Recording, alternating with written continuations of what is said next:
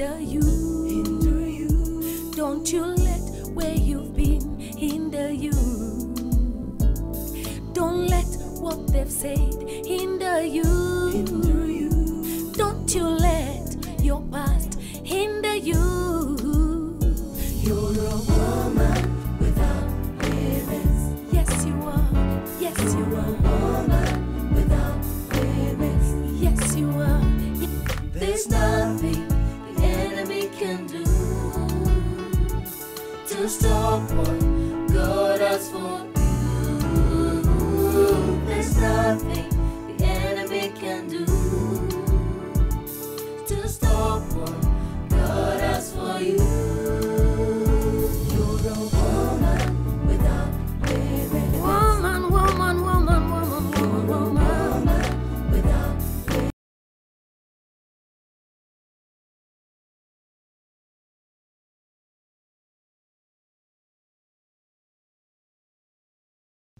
Good evening, viewers. You're welcome to Woman Without Limits. My name is Reverend Kathy Kiuna. It's always a delight to have you welcome us. And tonight, we have yet another story. Remember that Woman Without Limits is here to show you that you can be all that you are created to be. You are a woman without limits. If you're a man, you're still without limits. And you need to know that God created you for a purpose and with a purpose. And once you discover that purpose, that's the greatest discovery you can ever come to. You're not just here to fill up space. You're not just here to be a third born or fourth born of your mother and father. You're here for a great purpose. And your purpose is to affect lives and affect them positively. Once you discover it, I tell you, your life will never be the same again. So that's what we desire to achieve over your life. And I believe that we are doing a great job because of the feedback that you give us. May the good Lord bless you even as you watch us tonight. We have an amazing, amazing man. His name is Ephantus, and he has an amazing story that I know is going to transform you. Who knows? You could be the next one on Woman Without Limits to let us know where you're coming from and what God has done over your life. What we do in the Woman Without Limits program is that we show you people that have come from absolutely nothing into who they are today, people that are looked at, people that people admire. And you know that you can also be that person. It doesn't matter where you start. It only matters where you're going. Would you welcome with me, Ephantus? Thank you. Hey, Thank you. How are you? I'm very well. Karibu sana. Asante. It's very nice to have you in the program. Yes, thank you. Yes. Yeah. I know of the big and beautiful things that have happened over your life. Yes. But just before we get there, just tell us about Ephantus, who you are. Yeah. So, as you've correctly said, Yes. my name is Ephantus. I was born and raised in a place called Kiangwashi in Kirinyaga County. Right. I'm the last born. And I grew just like any other child in the village, doing the normal things, swimming in the river and such stuff. Yeah.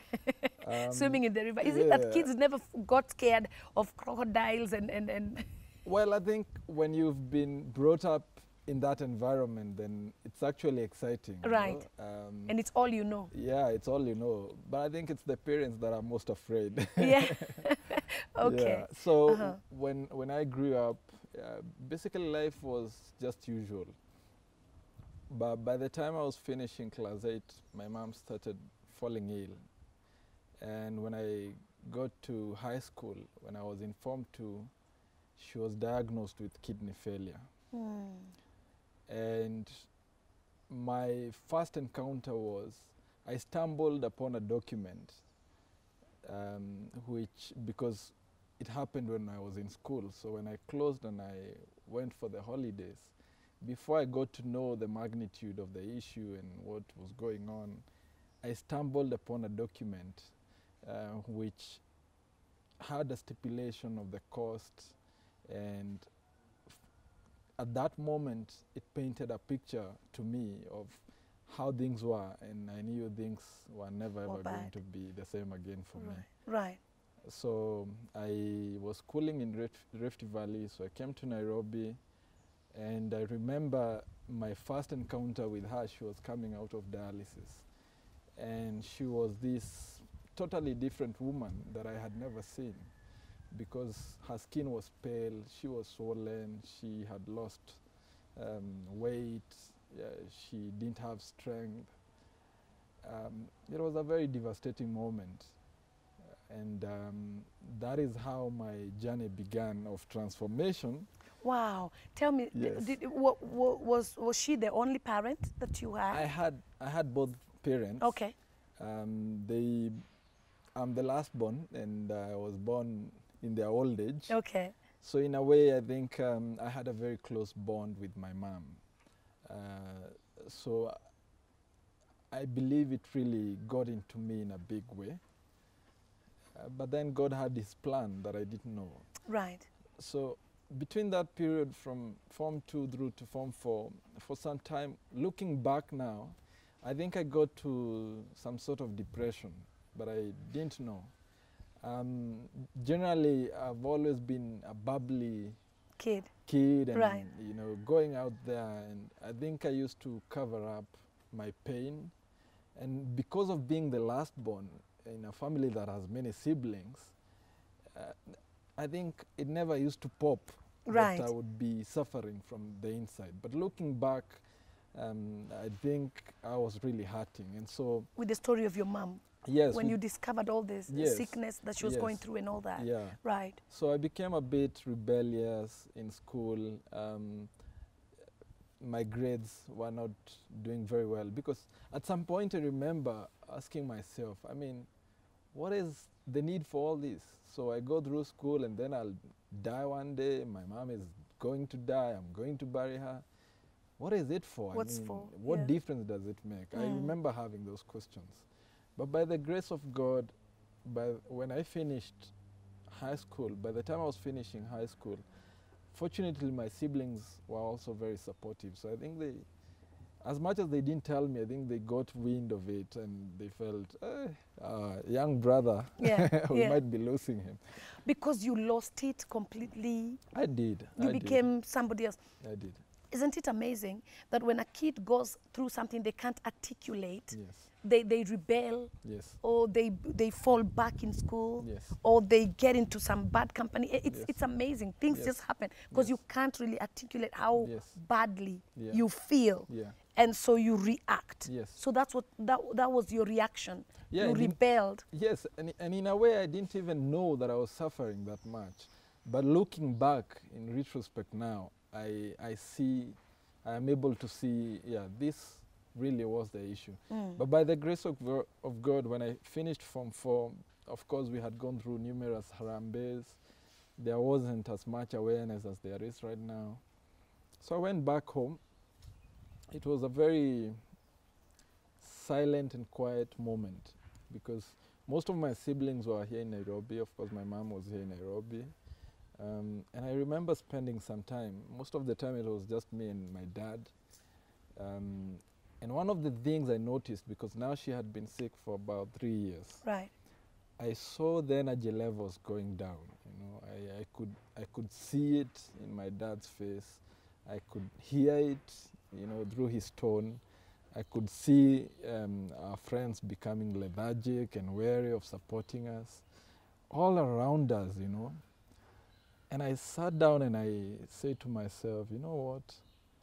I have to do something about it. And really what inspired me was I got frustrated of the life we were living at home, you know. The best I could go was to go to the shopping center. There was nothing there. I would sit with my friends and I would tell them, you know what? We need to think about something that Wow. will get us out of here. And then they would be complaining about issues. And at the back of my mind, I was like, I have a mom who is at the verge of death, literally.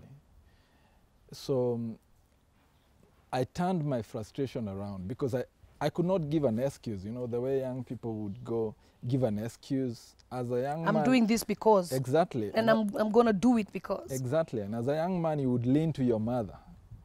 So I didn't have that space. You know, she needed me more than I needed yeah, her. Right. So I sat down and I decided, with time I learned to be very independent. So because of that aspect, I thought to myself, what can I do to make a contribution towards financing her medication because we needed money for her transplantation. Oh, she needed a transplant. Yes, yes. At that time, we were spending approximately 100,000 every month on dialysis. Wow. Yeah. Wow. So the money that we would raise through the Harambes meant for transplant would be taken up by dialysis, you know. And so I needed to do something as Ephantus that would not involve my other siblings and my dad because I wanted to support them. I wanted to do something that will not involve the immediate community of friends because they had gotten exhausted, you know. I mean, 3 years, it was almost anonymous. And you know, sometimes, yeah, and you know, sometimes you really can't blame people. You can't. You know, because they can only do so much. Yes. You know, sometimes you expect somebody to stand with you forever. Yes. But it's hard. They can't because they don't even know what you're going through. Exactly. You know? Yeah. And the truth is, it's your cross to bear at that time, unfortunately. So I thought about many things because I'm a creative. But I narrowed down to the only thing, you know, God asked Moses, what do you have? Yes. And I realized I was young, I was energetic, I had my 2 feet. And so the only thing that made sense for me was to walk from our home to Nairobi, hoping that someone somewhere would see me and make a contribution. Oh. And so I came to Nairobi. I shared the story with my siblings. When I resolve to do something, I get it done, even if it will take me a long time. So I'm grateful that some of these things my siblings had been able to recognize from an early age. Because it was crazy, it didn't make sense. I mean, what do you mean? Walking, I mean, please. Yeah. Yeah. But I came. For 2 months, I literally went to all the names that I could think of corporates. I would literally walk, you know, with letters, talking about the work that I intend to do. And that experience, the entire process of the preparation and the work itself, taught me the greatest lessons that I think I will ever learn in my life. Wow. I learned about tenacity, resilience, Wow. patience, rejection, determination. And so basically, when the time came, I had my 10 friends with me. I had not gotten money, and they did not know that I had not gotten any corporate to support me. So in the midnight that night, I sat with my dad and he asked me, are you sure you want to do this? And I thought to myself, fine, if I don't do, Then? what difference does it make? I'll still be seated here for 2-3 days. Let me walk, at least it will clear my mind. So we began our journey that morning. We had black tea and we started walking. I mean, the memory is so vivid, like we started walking at 6:15 in the morning. I can literally give you that breakdown. We had a very interesting experience. So the first day of the walk, we walked for 41 kilometers. And if there is a leader in me, then that leader was forced to come out. Right. Because number one, I knew that I have no resource. You know, I knew at the end of this thing, there is no money, there is no check. You only have your legs and faith. Yes. And I had to be at the forefront because they are working to support me. It's not their burden. They just like my vision and they feel compassion for me. So no matter how tired I got, I had to be in front at all times. But the interesting thing is, our shoes got worn out, our socks got worn out. What? Day one. And I remember when, because we slept in a college, so when we went to wait to be ushered to where we would go to rest, You know, we all just shut, you know, it was around 4 p.m. Yeah. But such was the journey. And eventually when we finished, it was around the Easter holiday. So we actually finished on a Good Friday. And of course, with time, people got to see these young boys that were walking.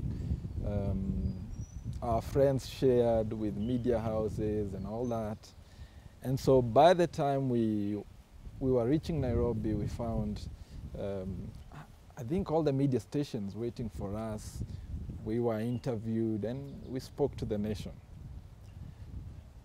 What was very profound with that is that one of my desires was actually to challenge. Coming from Central Province at the time, there was a very negative narrative that there was no hope for young people, that they were drunkard, that they were all drinking, that there is nothing good that was happening. And I was like, no. There is something. We are here, you Yeah, know, we have some sober. So for me, that was really good, getting that platform. And so we shared, and Kenyans of Goodwill came out and they supported. So I'd get calls and people would tell me, you know, come for 5,000, 2,000. The hospital that she was going for dialysis at the time agreed to negotiate with the family, drew again support of some of the friends that were supporting this cause. And we were allowed to have her go for dialysis on credit for about 6 months, which would help us to mobilize more resources. Yes. There's an organization that pledged and supported her financially to do dialysis for 3 weeks and pledged 100,000 if she would do the transplant in Kenya. For me, that was really profound. Wow. Because this was just before my 18th birthday. And that's Wait where a my minute. journey began. You mean you were doing as a teenager? Yes, You were, what? yes, You were not even 18 yet. no, Wow. Wow. Uh-huh. yeah, That's amazing. yeah, And they believed you yes, even while you were still a teenager. yes. How many people walked with you? So we started at 10, but some people joined us along the way. Along the way. Oh, wow. So I would say the entire team that was involved was about 30. 30. Yes. Okay. Yeah. So now here you are. Now they're asking you. Yes. So what's the way forward? So when now after the walk, because I had finished school, remember I'm at home. Right. So I started accompanying my mom for dialysis. Actually, I had started accompanying her for dialysis regularly. But now things changed because at this point, you see, I was basically a child of the parents in the renal unit. Right. So they started identifying with me because they saw me as their voice, you know. So to help. Yes, and the issue now went beyond my mom. It was no longer about my mom because I had other moms that would sit me down just so that I can have a chat with them. I had brothers and sisters who were bringing their relatives for dialysis, and they found me as a resource. So that made me to want to grow, you know. Doctors and nurses would identify with me because they felt what I did was necessary. So it went beyond my mom as much as she was still in dialysis, and there was need to start thinking of how I could help more. Other people. Yeah, and also a very important lesson. When I was going for the 2 months looking for support, actually people really felt my story. But I went to organizations and I was an individual. And it was very clear to me organizations relate with organizations. So I felt if I was going to make any tangible contribution, then I needed to find a vehicle to do that. And through that, a passion was born and an organization was birthed. Right. By the name of the Happy Kidney Foundation, simply known as Haki Foundation. Yes. Haki Foundation. Yes. So you formed it. Yes. So it was very interesting again because with time I went to school. Being a creative, I wanted to do design to the highest level possible. It's interesting because I remember when I was in high school and I was in Form 4, one of my teachers at the time asked me, because I think he viewed me as a joker, he asked me, Ephantus, do you really know what you want to become when you get out of, when you finish Form 4? And I told him, yes, I want to do design, which I think it didn't make sense to him. But I was very serious about it. I wanted to do design to the highest level possible. So I went to school. So I was doing design, but in the process of taking my mom for dialysis, there is this passion that I had developed, and I could not help it. So unfortunately, through that process, my mom went back. She went overseas for transplant. This was the second attempt. And when she was there, she passed on. And your mom? Yes. Oh. Yes. For the transplant? Yes. Where did she do it? Here? Or she had gone to India. Right. Yeah. So she passed on the second attempt? Before it was done, yes. Before the second one was done? The first time when she went, the transplant could not be done because that was just after she had been diagnosed with kidney failure. So because of the blood transfusion that she had received here, there was an issue with her white blood cells. So they were not matching, and she needed some boosting.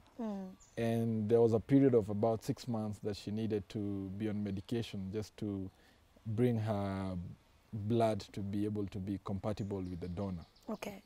So they had to come back. But when she came back, unfortunately, she got opportunistic diseases.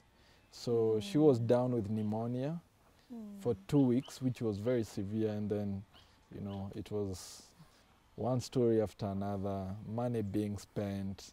So that is how time elapsed. So the second time when she went, she had some complications and she passed. Wow. She passed on in India? Yes. That must have devastated you after all the work that you had done.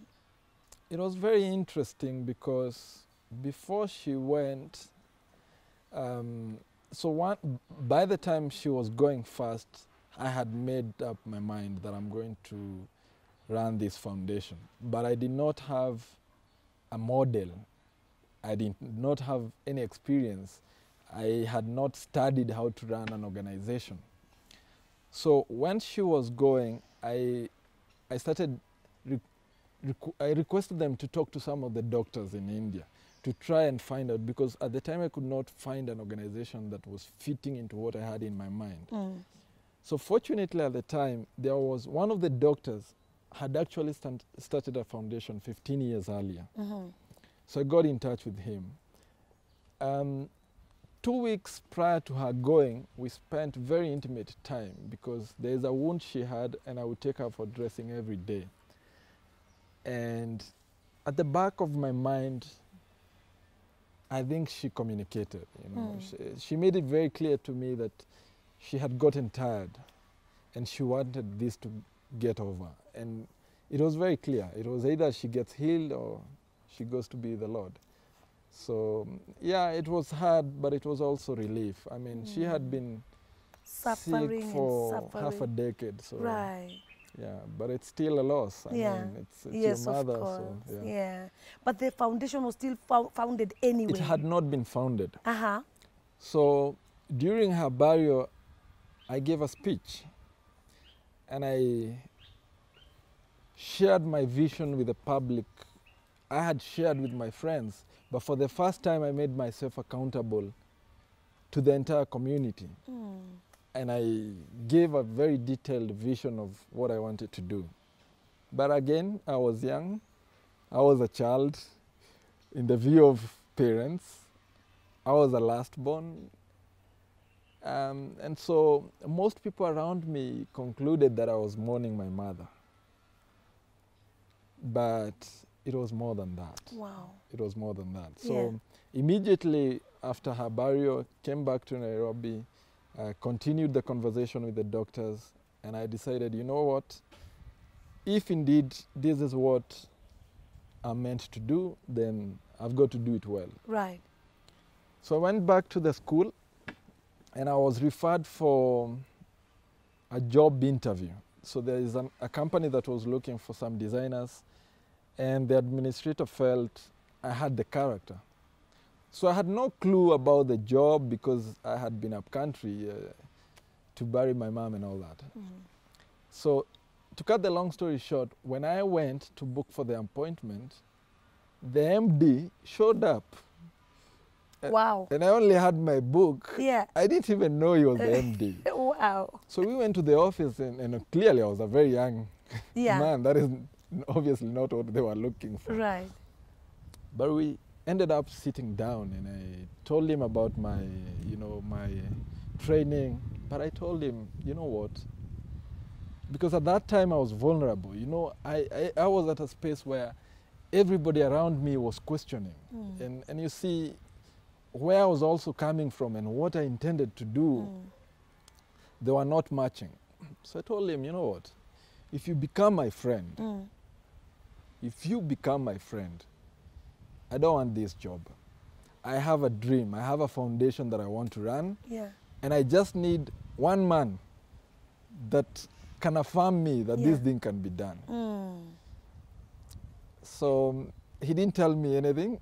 His wife runs a school for needy children.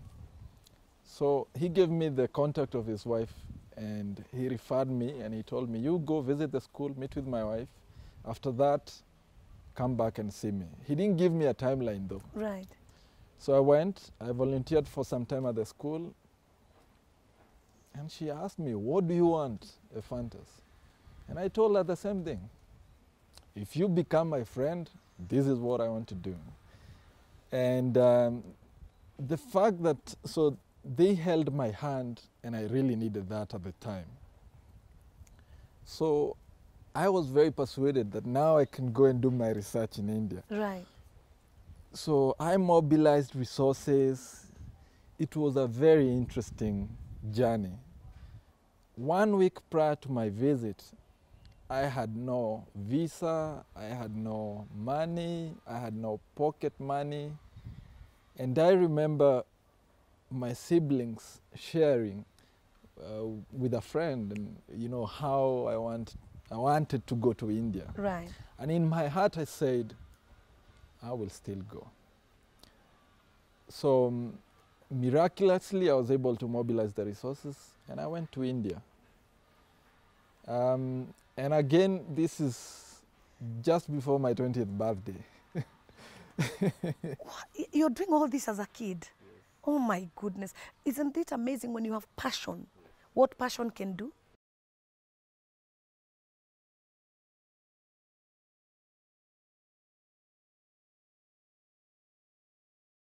So you had so much passion, it couldn't be quenched. Yes. It's very interesting that you say that, because recently I was talking to my friends, and I said, passion is good, but passion can kill you. And really that is what it is. If you're passionate enough, you've got to be passionate to the point of death. Of death. Yeah. Like Esther said, if I die, I die. Yeah. Right. It has to be up to that point. Yeah. Because, you see, when God gives you a vision, it's internal. The assignment we have is to subdue the earth and to have dominion here. So we have an assignment to bring out that which is in the inside, which the people around you may not necessarily know. Yes. So you've got to do whatever it takes.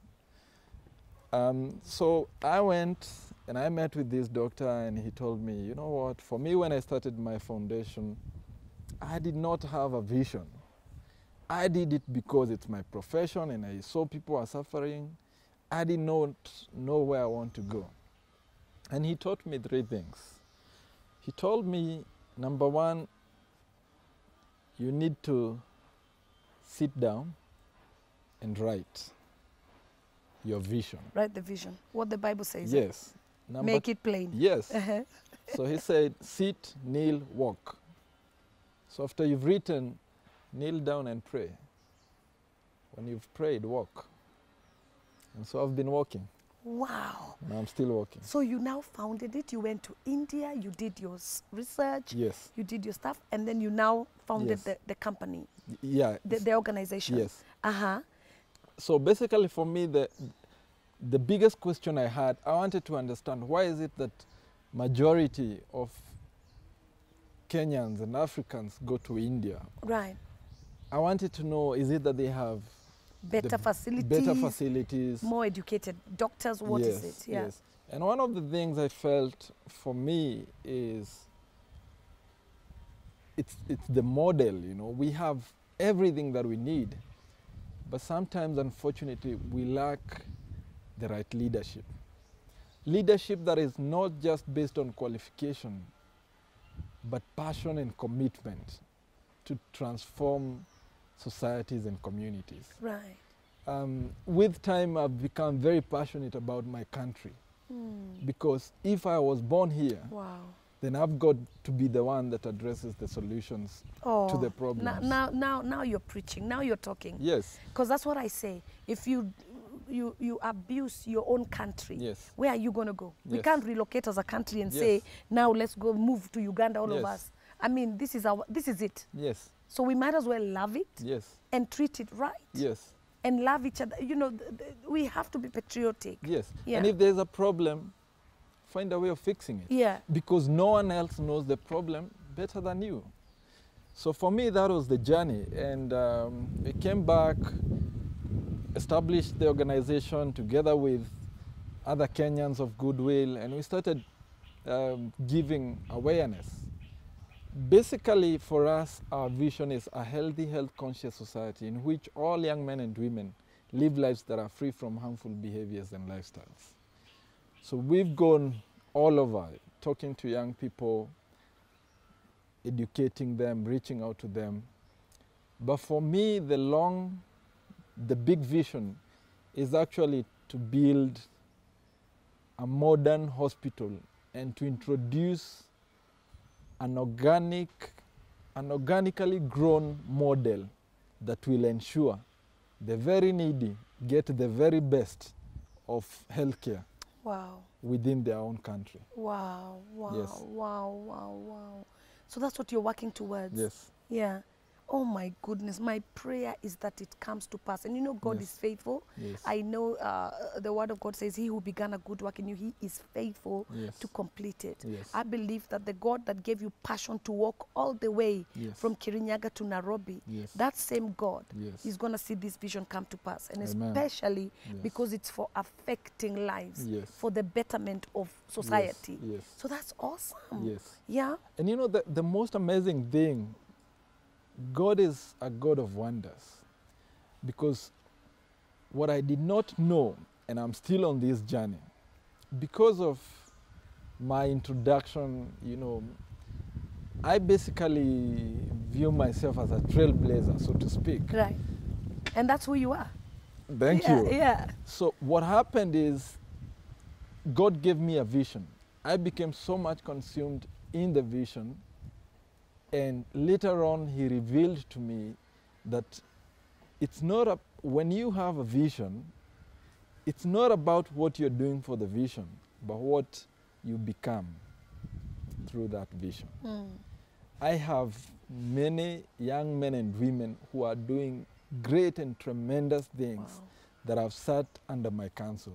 Some of them come to me and they tell me, Ephantus, I saw what you are doing, you are talking to us, you are working with us, and I said one day I will have a foundation. And they are running very great initiatives. The ripple effect has been tremendous. Wow. You know, some have gotten jobs overseas, some locally. Right. Because one of the gaps that exists in our society, especially when it comes to employers, they struggle with a lot of well-educated young people who come from the university and colleges and do not have experience. They have, yeah. The network of volunteers that I work with, that is what they get. Experience. And it's an organization that is dynamic, Right. it's versatile, it's driven through innovation, vision, I mean, all the things you can think about. Right. And so beyond what we are doing for the community, we've gotten the opportunity to also reproduce great minds that are now even affecting other sectors beyond even healthcare. Right. Yeah. Okay, tell us now, how did you win an award? I feel very honored because for me, it started as a need to basically help my mom. Yeah. And that's the thing. For me, looking back now, I see what the vision has become and what it has made me to be. So in 2012, the first award I received in 2012 was an East African award. I was recognized for outstanding contribution towards social development and advancement of philanthropy in East Africa.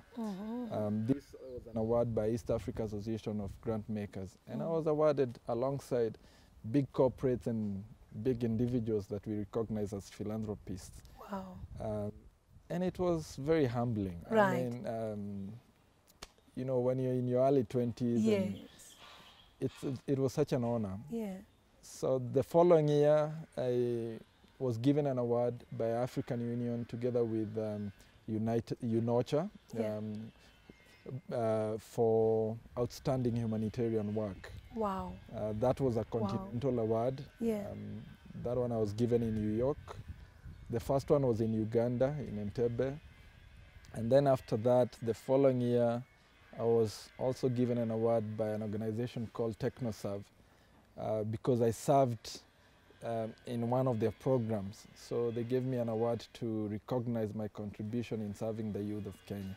Wow. Yeah, and Wow.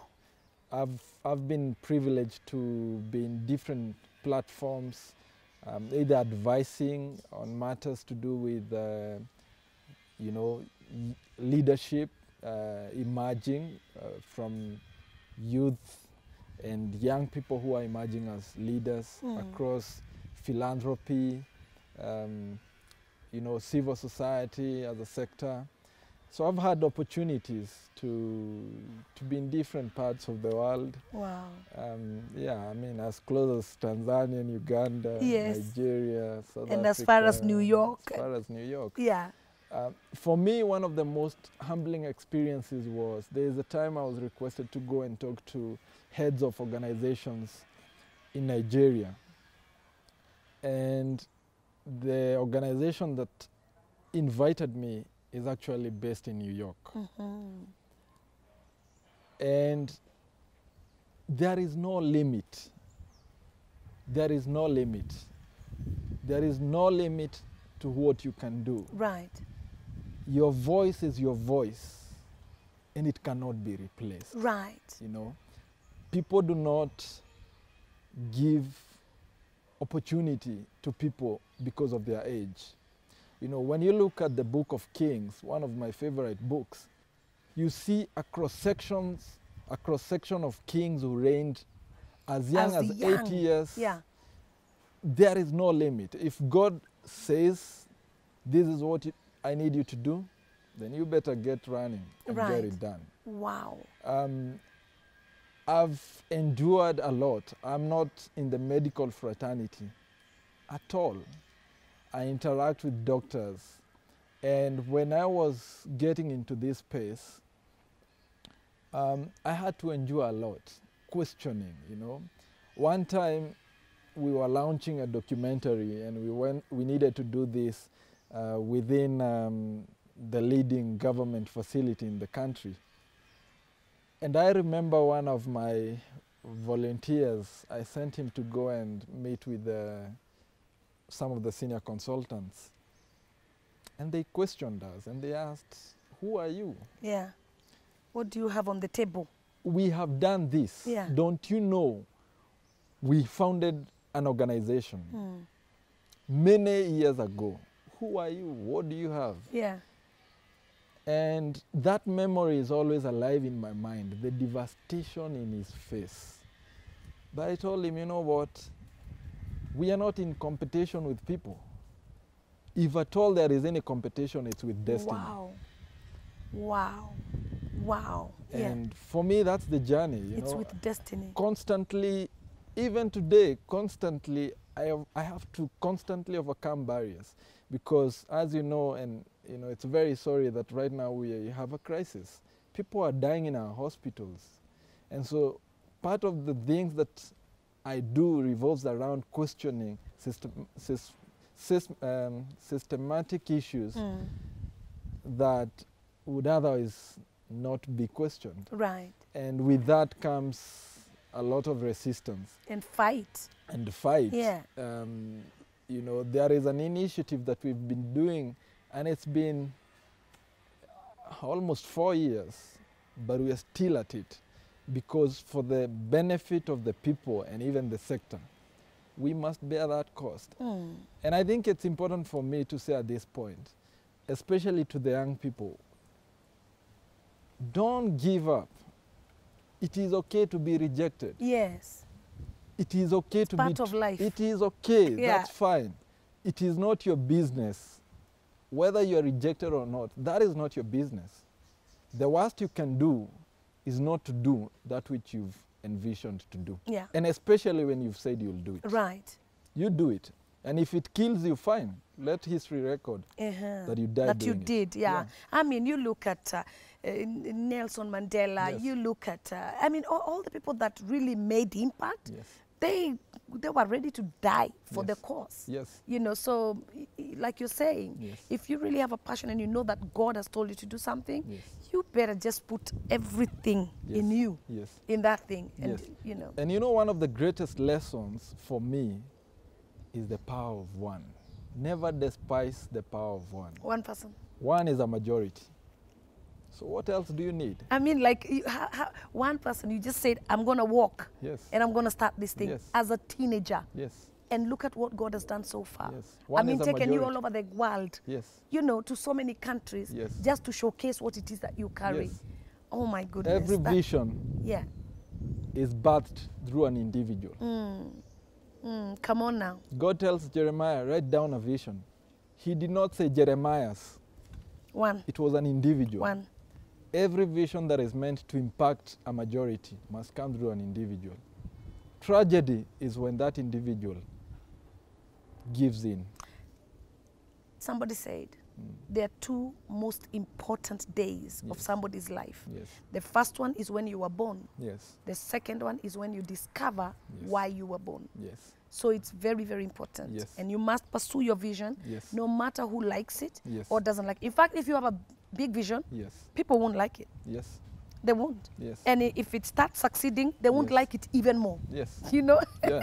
And you know, I usually say Yeah. crazy is good, because if you have a vision that is of God, then it's got to be crazy. It's got to be crazy. It's got to be bigger than you. It's got to be big. Yeah. It's got to be big, and with it comes many challenges.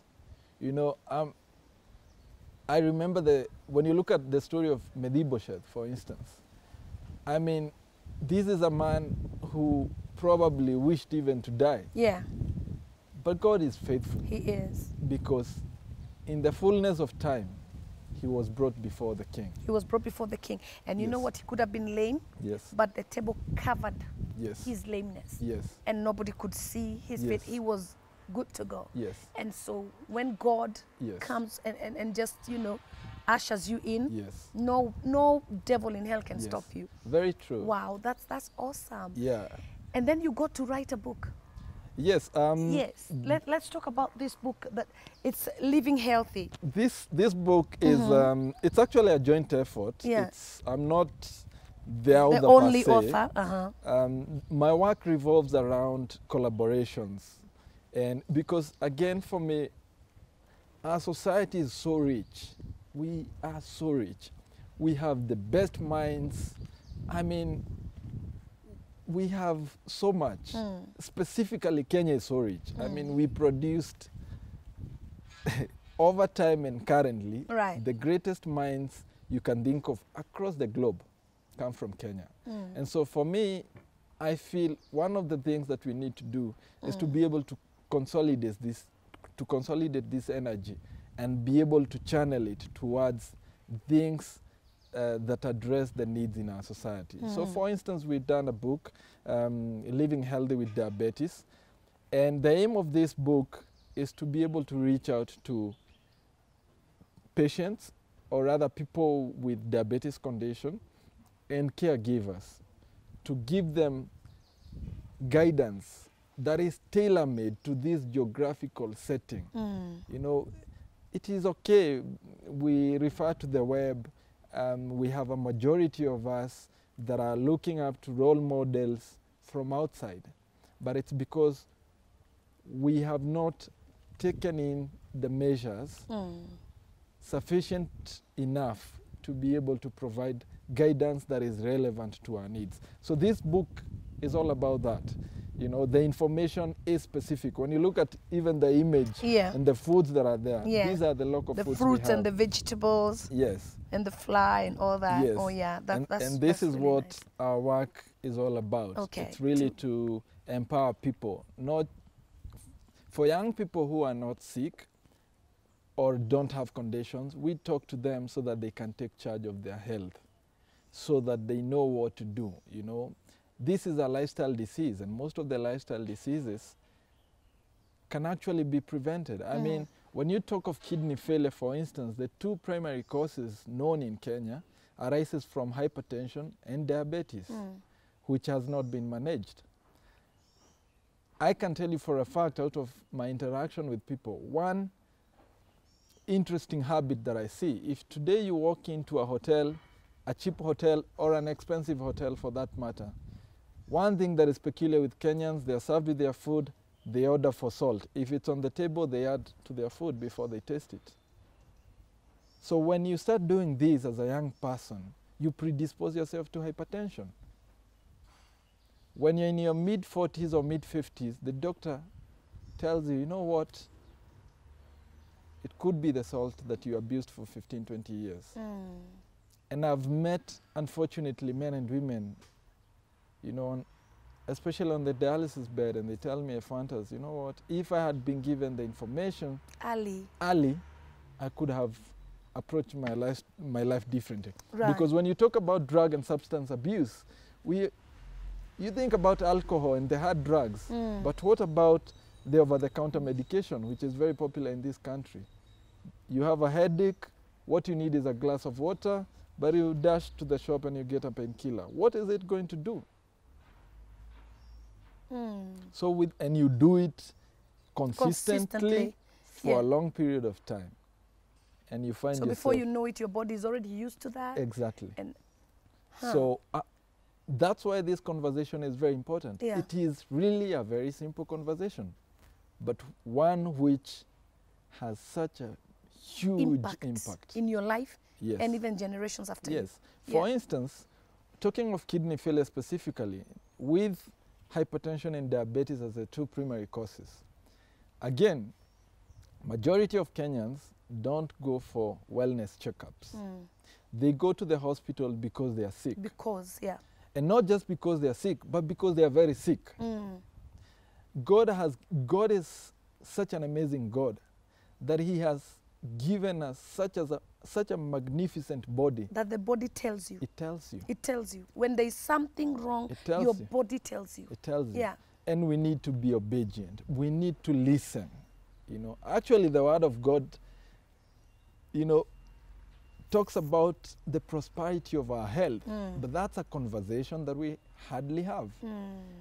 And if our health is to prosper, it means there are certain things we must do. Right. It's not just going to happen. We have to be intentional. We go to school from when we are 3 years for as long as we live. And most of the people go through the education system because their motivation is to redeem themselves from poverty or because they want to have an improved quality of life, which is good.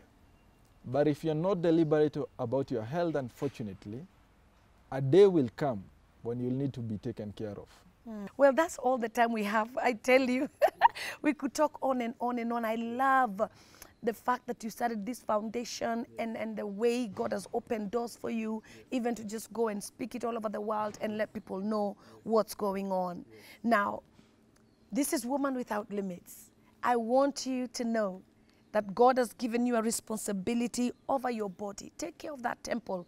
It belongs to God. Eat right, exercise, do what is right, and let God take care of the rest. May the good Lord bless you and watch over you. Have yourself the most amazing week.